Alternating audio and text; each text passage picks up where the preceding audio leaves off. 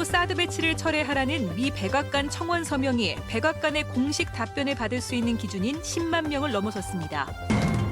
대구시 의원 2명이 직위를 이용해 땅 투기를 한 의혹이 일자 검찰이 본격적인 수사에 들어갔습니다. 멧돼지 등 야생동물에 의한 농가 피해가 잇따르고 있지만 예산과 인력 부족으로 대응의 한계를 드러내고 있습니다. 대구를 기반으로 한 대구 단편영화제가 오늘 17번째 축제의 막을 올렸습니다. 여러분 안녕하십니까? 대구 경북 소식 전해드립니다. 한반도 사드 배치를 철회하라는 미 백악관 청원 서명이 10만 명을 넘어섰습니다.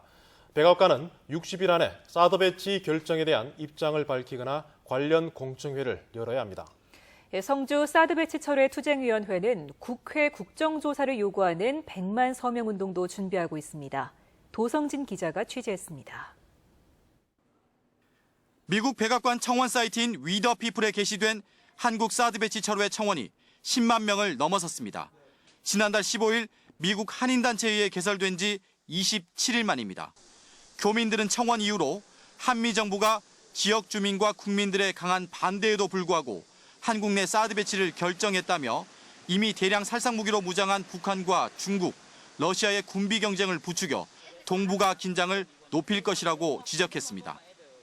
미국발 청원 운동이 알려지자 성주 구민들은 군청 앞에 부스를 만들고 대구 치맥 페스티벌 등 사람이 모이는 곳이라면 어디든 달려가 서명을 받았습니다. 온라인 백악관 청원은 서명자가 한 달 안에 10만 명을 넘으면 백악관이 60일 안에 입장을 밝히거나 공청회를 열도록 돼 있습니다. 이루어짐으로 인해서 미 백악관은 60일 이내에 자신들의 의사를 표명해야 됩니다. 그것은 무엇이냐면 우리가 왜 미국에 의해서 여기에 놓여지는지를 알아야 될 거 아닙니까? 투쟁위는 서명 마감인 14일까지 서명 운동을 계속해 백악관의 관심을 더 높이고 서명이 마감되면 사드 배치를 둘러싼 국회 국정조사를 요구하는 100만 서명 운동을 진행할 예정입니다. 한편 백악관 서명 운동을 시작한 미국 동포들은 오는 13일 미 백악관 앞에서 사드 배치 반대 집회를 열기로 했습니다. MBC 뉴스 도성진입니다.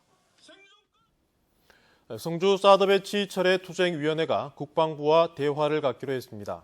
투쟁위는 성주에 상주하고 있는 황의정 국방부 기획조정실장에게 대화 단절을 우려하는 국민 목소리를 수렴해 한민구 국방부 장관을 포함한 국방부와 대화를 진행하겠다는 내용을 전달해달라고 요청했습니다.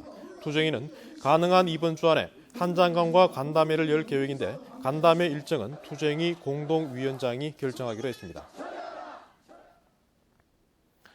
대구시의원 2명이 의원이란 신분을 이용해 땅 투기를 한 의혹을 받고 있습니다. 검찰은 사무실과 집을 압수수색한 데 이어 혐의가 드러나면 조만간 소환 조사도 한다는 방침입니다. 보도에 양관희 기자입니다. 대구지방검찰청 특수부가 어제 차순자, 김창은 대구시의원의 의회 사무실과 집을 압수수색했습니다. 의혹이 제기된 땅을 담당하는 서구청에도 압수수색을 벌여 특별교부금 등 관련 자료를 가져갔습니다. 지난주엔 대구시청과 서구청 공무원을 불러 조사했습니다. 저 거하고요, 우리 거하고 우리 국장님 핸드폰 가져가시고요. 그리고 우리 번지던 관련 서류. 해당 두 시의원은 직위를 이용해 땅값을 올려 부당이득을 취한 의혹을 받고 있습니다. 차순자 의원이 대구시 상리동 자신의 땅 앞에 도로가 나도록 동료 김창은 의원에게 대구시청 공무원을 상대로 청탁하도록 부탁했다는 겁니다. 실제로 대구시는 7억 원의 예산을 편성했고 차 의원은 김 의원의 지인에게 해당 땅의 일부를 시세보다 헐값에 매각했다는 의혹을 받고 있습니다.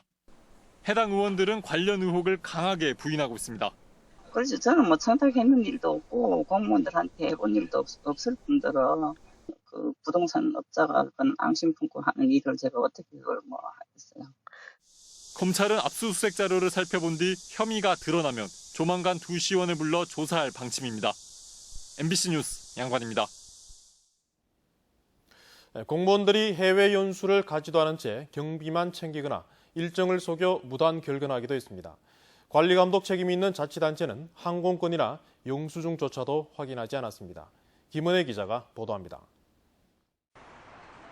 대구 달서구 소속 공무원 5명은 지난 2014년 4월 공무상의 국외 배낭 연수를 떠났습니다. 연수 기간은 12일 1인당 300만 원을 지원받았습니다. 그러나 열흘짜리 여행사 상품을 이용해 이틀 앞당겨 귀국했지만 연가 등을 신청하지 않고 무단 결근했습니다. 소속기관은 이 같은 사실을 파악조차 못했습니다. 구에 이제 공무 국외여행 보고서만 제출하지 그동안은 뭐 항공권이나 그런 증빙 자료를 제출하는 별도의 규정은 없었거든요. 감사원 감사 결과 지난 2년 동안 20여 개 지자체 공무원 60여 명이 여행을 다녀오지 않고 경비만 챙기거나 허가받지 않은 사람과 여행을 하고 무단 결근을 하는 등 규정을 어긴 것으로 나타났습니다.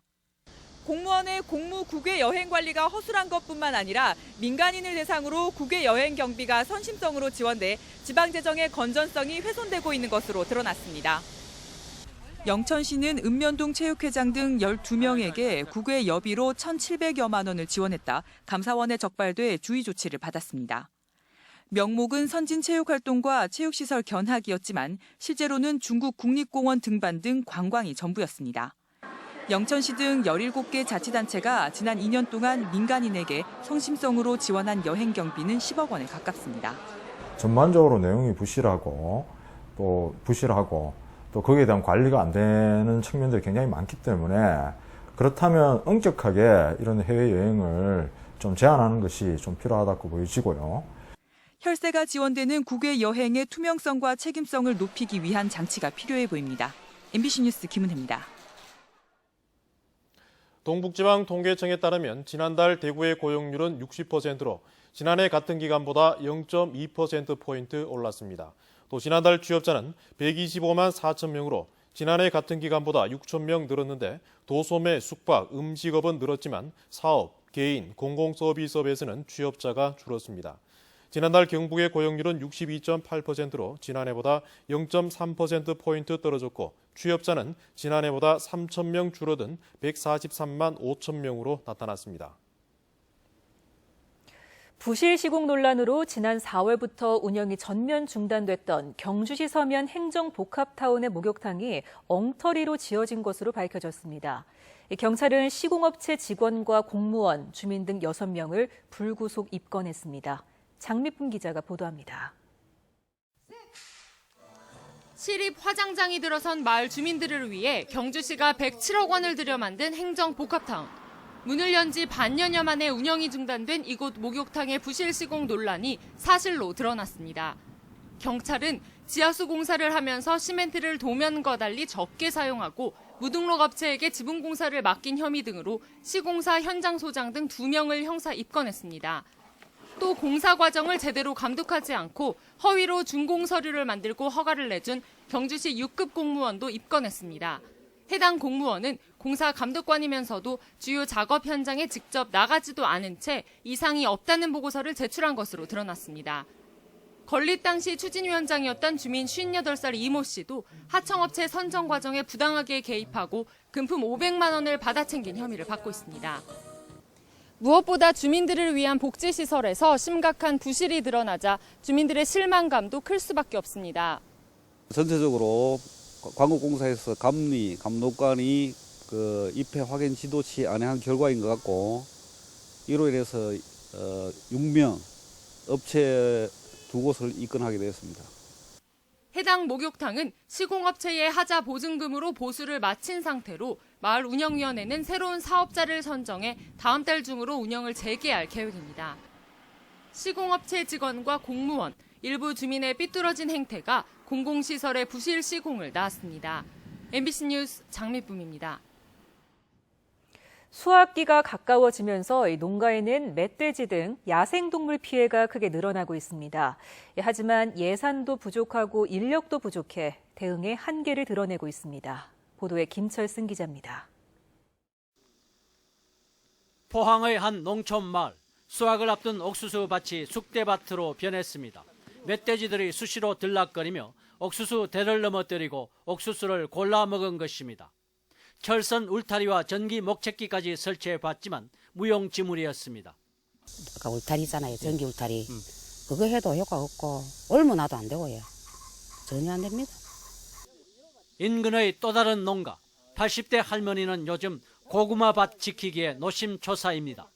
공사장에서 쓰는 깜빡등과 밤에도 빛이 반사되는 도로 안전판까지 주워다 설치해 놓았습니다. 최근 옥수수와 복숭아 밭이 큰 피해를 봤기 때문입니다. 이제 요래 열어가 따먹지도 못하는 저다 내뺐지. 하나도 없이 가지 다 쳐보고 그랬는데도. 과수도 예외가 아닙니다. 멧돼지들이 수확을 앞둔 조생종 사과나무까지 부러뜨리며 모조리 먹어치우고 있습니다. 먹다 남은 사과엔 이빨 자국이 선명합니다. 10년 동안 애써 키운 사과나무 가지가 이와 같이 찢겨져 나갔습니다. 새로 나무를 키우려면 10년이 필요하다는 의미입니다. 단단하게 그물을 쳐뒀으나 깊이 30cm까지 땅을 파고 들어오는 바람에 알고서도 매번 당합니다. 밑에 바닥을 파가지고 한 30cm 정도 묻어놨는데 그걸 파고 들어오고 조금만 틈만 있어도 밀고 들어오고. 행정기관이 엽사들로 피해방지단을 구성했으나 턱없이 부족합니다. 포항시 피해방지단은 32명. 그러나 산촌으로 피해가 많은 기북면의 경우 1명뿐이다 보니 공격성이 강한 멧돼지 포획은 현실적으로 쉽지 않습니다. 특히 엽사에게 지급되는 포획 보상금은 고라니는 마리당 3만 원인데 비해 멧돼지는 슬개 값이 있다는 이유로 보상금이 없습니다. 그나마 보상금의 73%를 이미 써버려 야생동물 포획을 엽사들의 자원봉사에 의존해야 할 실정입니다. 총 3천만 원 중에 2,200만 원이 지출이 됐고, 그래서 내년에는 예산을 추가로 확보를 해서 집행을 할 계획을 갖고 있습니다. 야생동물 피해는 급증하는 반면 대책은 미흡해 농민들은 불안하기만 합니다. MBC 뉴스 김철승입니다. 대구와 경북 전역에 폭염특보가 발효 중인 가운데 경주의 낮 기온이 38.2도까지 치솟아 올 들어 전국 최고 기온을 기록했습니다. 또 영덕은 36.5, 대구 구미도 35.4도까지 올라 무더웠습니다. 내일 아침 최저 기온은 대구가 25도 등으로 예상돼 오늘 밤 열대야가 나타나는 곳이 있겠습니다. 내일 낮 최고 기온은 대구 구미 안동 36도로 예상돼 무더위가 이어지겠습니다.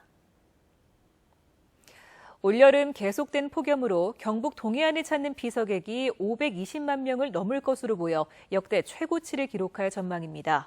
경상북도에 따르면 지난 7일까지 경북 동해안 25개 해수욕장을 찾은 비서객이 387만여 명에 이릅니다. 포항은 오는 21일, 경주는 22일, 영덕과 울진은 16일까지 해수욕장을 운영하는데 이 기간까지 역대 가장 많은 520만 명이 찾을 것으로 예상됩니다. 한때 정치적인 이슈나 운동권의 전유물처럼 여겨졌던 단편 영화가 일상생활 속에 파고들고 있습니다. 대구를 기반으로 한 대구 단편영화제가 오늘 17번째 축제에 막을 올렸습니다. 한태현 기자가 보도합니다. 9살 수연이 집에 아픈 할머니가 들어옵니다. 자식의 도리와 의무를 다하겠다며 간호를 하는 가족들에 의해 자기 의지와는 무관하게 삶을 이어가는 할머니. 천국을 믿는 수연이는 할머니는 죽는 것이 더 좋은 것이 아닐까라는 질문을 하게 됩니다.